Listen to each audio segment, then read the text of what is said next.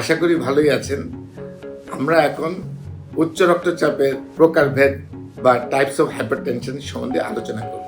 Types of hypertension দুই রকম, একটা হলো প্রাইমারি হাইপারটেনশন বা এসেনশিয়াল হাইপারটেনশন, আরেকটা হলো সেকেন্ডারি হাইপারটেনশন। প্রায় 95% বেশি রোগীর ক্ষেত্রে দেখা যায় এই রোগের কোনো নির্দিষ্ট কারণ খুঁজে পাওয়া না যাওয়ার গেলেও বংশগত, পরিবেশগত প্রভাব, খাবারে অতিরিক্ত লবণ, ধূমপান, স্থূলতা, হিমোরেল ফ্যাক্টর, শরীরের তরল পদার্থের ভারসাম্যহীনতাকে এর জন্য দায়ী করা হয়।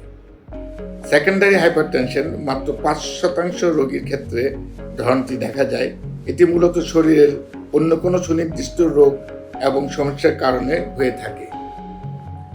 এর প্রধান কারণগুলোর মধ্যে রয়েছে কিডনি রোগ, রিনাল আর্টারি স্টেনোসিস বা ডায়াবেটিক নেফ্রোপ্যাথি, হরমোনজনিত সমস্যা, কুচিং সিনড্রোম বা থাইরোটক্সিকোসিস, হৃদরোগ সংক্রান্ত জটিলতা, কর্টেকশন অফ এওর্টা এবং গর্ভাবস্থার জটিলতা যেমন প্রি অ্যাক্লেমশিয়া। আমাদের করণীয়: রক্তচাপ নিয়ন্ত্রণে রাখতে নিয়মিত শারীরিক ব্যায়াম, লবণের পরিমাণ কমানো এবং স্বাস্থ্যকর জীবনযাপন অত্যন্ত জরুরি।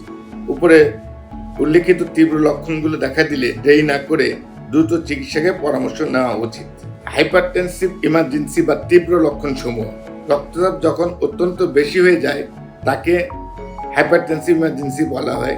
তীব্র মাথা ব্যথা, মাথা ঝিমঝিম করা এবং বুক ধড়ফড় করা, মানসিক অবস্থার পরিবর্তন, ঝাপসা দৃষ্টি, চোখের ব্যথা বা হঠাৎ দৃষ্টিশক্তি হারানো,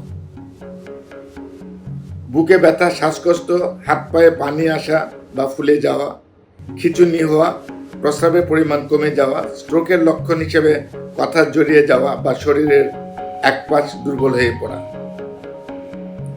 উচ্চ রক্তচাপের দীর্ঘমেয়াদী জটিলতা: সঠিক চিকিৎসা না করা হয় তবে ধমনী ক্ষতি করে এবং হৃৎপিণ্ডের উপর অতিরিক্ত চাপ সৃষ্টি করে।